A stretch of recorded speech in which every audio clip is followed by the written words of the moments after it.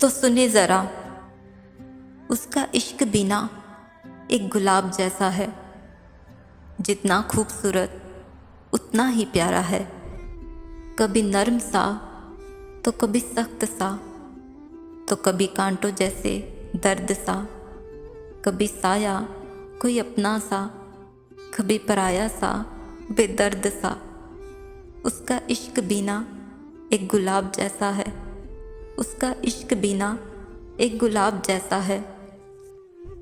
कैसे कहूँ कि अपना बना लो मुझे, अपनी ज़िंदगी का हिस्सा बना लो मुझे। आज हिम्मत करके कहते हैं कि तुम्हारे हैं हम, अब तुम ही संभालो मुझे।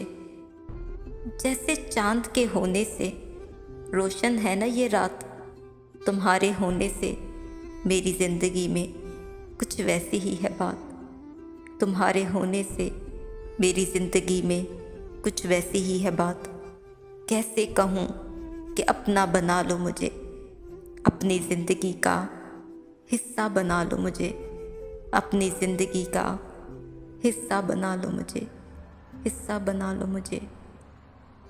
Thanks for watching my video. Please do subscribe my channel and don't miss the press bell icon.